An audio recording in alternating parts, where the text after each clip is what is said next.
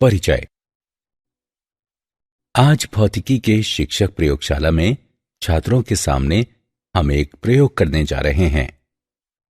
उन्होंने एक छोटा गुब्बारा लिया और इसे निर्वात जार में रख दिया। फिर उन्होंने वैक्यूम पंप का स्विच चालू कर दिया। अचानक गुब्बारा फैलने लगा। उनके द्वारा पंप का स्विच बंद कर देने के कुछ देर बाद गुब्बारा अपनी मूल अवस्था में आ गया। एक छात्र ने कौतूहलवश पूछा, श्रीमान जी, क्या आप कृपया बताएंगे कि यह प्रक्रम कैसे कार्य करता है? हाँ, निश्चित रूप से वरुण। ये अणुगति सिद्धांत का एक उदाहरण है। जब निर्वात को ऑन किया जाता है तो गुब्बारे पर लगने वाला दाब घट जाता है और निर्वात जार पूरा भर जाने तक गुब्बारा फैलता है। और जब वायु वापस जार में आती है तो दाब पुनः लगता है और गुब्बारा अपने मूल आयतन में वापस आ जाता है। ये दाब तथा आयतन के बीच एक अप्रत्यक्ष संबंध दिखाता है। तो छात्रों, हम आज अणुगति सिद्धांत के बारे में और अधिक जानकारी प्राप्त करेंगे। उद्देश्य। इस पाठ के अंत में आप निम्न करने में सक्षम हो जाएंगे। अणुगति सिद्धांत को परिभाषित करना, द्रव्य की आणविक प्रकृति की व्याख्या करना, गैसों के व्यवहार को समझना, बॉयल के नियम तथा चार्ल्स के नियम को परिभाषित करना, आदर्श गैस के अणुगति सिद्धांत को जानना, आदर्श गैस के ताप की गणना करना, ताप की अणुगतिक व्याख्या करना, मैक्सवेल बंटन फलन को समझना, ऊर्जा समविभाजन के नियम को परिभाषित करना, विशिष्ट ऊष्माधारिता की गणना करना, माध्य मुक्त पथ तथा ब्राउनी गति को परिभाषित करना। परिभाषा। अणुगति सिद्धांत 19वीं शताब्दी में मैक्सवेल, बोल्ट्जमान तथा अन्य द्वारा विकसित किया गया। अणुगति सिद्धांत इस विचार के आधार पर गैसों के व्यवहार की व्याख्या करता है कि गैसें तेजी से गति करने वाले परमाणुओं या अणुओं से बनी होती हैं। यह संभव है कि अंतर परमाणुविक बल, जो लघु परास के बल होते हैं और ठोसों तथा द्रवों के लिए महत्वपूर्ण होते हैं, वे गैसों के लिए उपेक्षित किए जा सकते हैं। द्रव्य की आणविक प्रकृति। किसी गैस में सभी अणु सदृश होते हैं, लेकिन वे अन्य गैसों के अणुओं से भिन्न होते हैं। किसी गैस के अणु आदर्श प्रत्यास्थ गोलों की तरह व्यवहार करते हैं और अणुओं के बीच की दूरियों की तुलना में बहुत छोटे आकार के होते हैं। सभी अणु सदैव यादृच्छिक गति करते हैं और सभी दिशाओं में उनके वेग 0 से लेकर अनंत तक होते हैं। अपनी गतियों के दौरान अणु एक दूसरे से तथा पात्र की दीवारों से भी संघट्ट करते हैं। ये सभी संघट्ट आदर्श रूप से प्रत्यास्थ होते हैं। संघट्ट के दौरान को छोड़कर अणु एक दूसरे पर कोई बल नहीं लगाते। दो संघट्टों के बीच अणु सदैव एक सीधी रेखा में गमन करते हैं और दो क्रमिक संघट्टों के बीच चली गई दूरी माध्य मुक्त पथ कहलाती है। गैसों का व्यवहार। सभी गैसें गर्म करने पर फैलती हैं। जहां तक आयतन में परिवर्तन का संबंध है, ठोसों तथा द्रवों पर दाब का प्रभाव नगण्य होता है।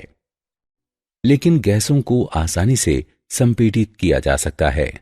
वे स्थिर ताप पर भी आयतन में प्रसारित होती हैं, यदि दाब को गिरने दिया जाए। इसलिए गैस का आयतन न केवल ताप पर बल्कि इस पर लगने वाले दाब पर भी निर्भर करता है। बॉयल का नियम।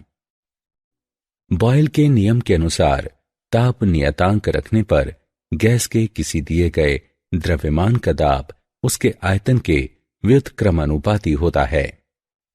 पीवी बराबर स्थिरांक, जहां पी दाब है और वी आयतन है।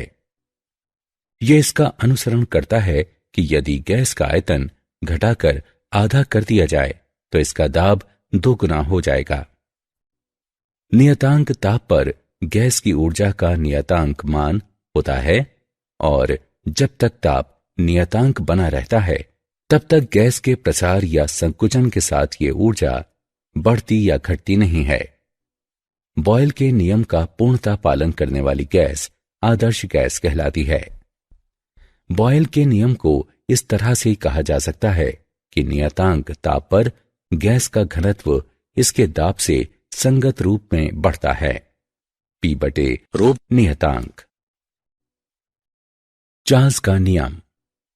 चार्ल्स के नियम के अनुसार किसी गैस का आयतन प्रत्येक 1 डिग्री सेल्सियस ताप पर परिवर्तन के लिए 0 डिग्री सेल्सियस पर इसके आयतन के गामा यानी P परिवर्तित होता है यदि दाब स्थिर रखा गया हो। V बराबर V नॉट गुणे 1 प्लस गामा P थीटा, जहां V थीटा डिग्री सेल्सियस पर आयतन है तथा V नॉट 0 डिग्री सेल्सियस पर आयतन है। उपरोक्त संबंध को निम्न प्रकार से लिखा जा सकता है। V बराबर V नॉट गुणे 1 प्लस थीटा बटे 273। समीकरण के अनुसार आयतन तथा ताप के बीच ग्राफ एक सीधी रेखा होता है। ताप के पूरे परास में आदर्श गैस इस समीकरण का पालन करती है। वास्तविक गैसें केवल उच्च ताप पर ही इस समीकरण का पालन करती हैं। तापमान घटाए जाने पर ये समीकरण से विचलित होने लगती हैं। आदर्श गैस का अणुगति सिद्धांत। गैस में बड़ी संख्या में एक जैसे अणु होते हैं जो छोटे, गोलीय, उदासीन तथा आदर्श प्रत्यास्थ होते हैं और अणु कहलाते हैं। गैस में अणु सभी संभव चालों के साथ सभी संभव दिशाओं में गति करते हैं। अणुओं द्वारा घेरा जाने वाला स्थान गैस के आयतन की अपेक्षा नगण्य होता है। अणुओं के बीच कोई आकर्षण बल नहीं होता। अणुओं के बीच तथा पात्र की दीवारों के साथ संघट्ट पूर्णतया प्रत्यास्थ होते हैं। अणु द्वारा संघट्टों के बीच व्यतीत किए गए समय की तुलना में संघट्ट की अवधि बहुत कम होती है। आणविक गति पर गुरुत्व का कदाचित ही कोई प्रभाव पड़ता है क्योंकि उनका द्रव्यमान बहुत छोटा होता है और चाल बहुत अधिक रहती है। आदर्श गैस का ताप। पात्र की दीवारों के साथ अणुओं के संघट्ट के कारण गैसें दाब लगाती हैं। आइए m द्रव्यमान वाले अणुओं की n संख्या वाली एक आदर्श गैस पर विचार करें जो भुजाओं Lx, Ly, Lz वाले एक आयताकार बॉक्स में भरी है। गतिज ऊर्जा प्रति इकाई आयतन निम्न द्वारा व्यक्त है।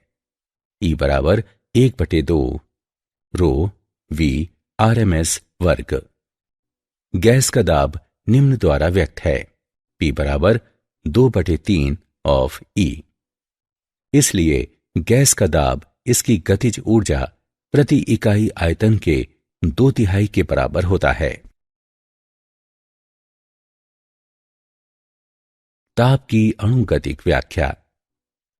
एक अणु की औसत गतिज ऊर्जा E निम्न द्वारा व्यक्त है। E बराबर EM/n बराबर 3RT/2n बराबर 3kT/2, जहां K वोल्टेजमैन नियतांक है। इसलिए अणु की औसत गतिज ऊर्जा गैस की प्रकृति पर या अणु के द्रव्यमान पर निर्भर नहीं होती।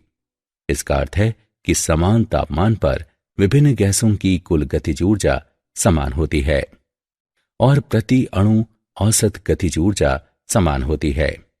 यह केवल गैस के निरपेक्ष ताप पर निर्भर करता है।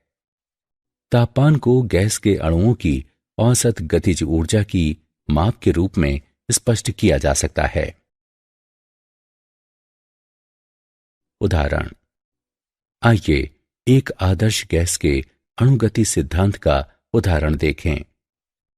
आदर्श गैस समीकरण PV बराबर RT का उपयोग करके सार्वत्रिक गैस नियतांक के मान की गणना करें। आइए इसका हल देखें कि हमारे पास है V बराबर 22,400 गुणे 10 की घात -6 m घन, T बराबर 273 K, PV बराबर RT, P बराबर HDG। अब हम मानों को रखते हुए R के मान की गणना करते हैं। R बराबर PV बटे T बराबर 2 कैलोरी मोल की घात -1 K की घात -1, यदि V बराबर 22.4 लीटर। P बराबर 1 वायुमंडल, T बराबर 273 K, R बराबर 0.082 परमाणु लीटर मोल की घात -1 K की घात -1। अतः सार्वत्रिक गैस नियतांक का मान 0.082 परमाणु लीटर मोल की घात -1 K की घात -1 है। मैक्सवेल बंटन फलन। गैस के दिए गए द्रव्यमान में सभी अणुओं के वेग समान नहीं होते, चाहे स्थूल प्राचल जैसे कि दाब, आयतन और ताप नियत हों। संघट्ट अणुओं की दिशा और गति परिवर्तित कर देते हैं, हालांकि साम्य अवस्था में चालों का वितरण नियत रहता है। बहुत से पिंडों के बने निकायों के व्यवहार का अध्ययन करते समय वितरण बहुत महत्वपूर्ण होते हैं। आणविक चालों का वितरण V तथा V प्लस dV चालों के बीच अणुओं की संख्या बताता है। V तथा V प्लस dV चालों के साथ अणुओं का अंश पट्टी के क्षेत्रफल के बराबर होता है। ऊर्जा के समविभाजन का नियम। ऊर्जा समविभाजन के नियम के अनुसार तापीय साम्यावस्था में किसी गतिशील निकाय के लिए कुल ऊर्जा सभी स्वतंत्र कोटियों में समान रूप से बंटित होती है और प्रत्येक अणु से प्रति स्वतंत्र कोटि संबद्ध ऊर्जा 1/2 kT होती है, जहां K बराबर वोल्टजमैन नियतांक, T बराबर निकाय का निरपेक्ष ताप, निकाय की स्वतंत्रता की कोटि। इसे स्वतंत्र निर्देशांकों की संख्या के रूप में परिभाषित किया जाता है, जो प्रणाली की स्थिति या विन्यास स्पष्ट करने के लिए आवश्यक होते हैं। एक निकाय की स्वतंत्रता कोटि की संख्या निम्न रूप में व्यक्त है।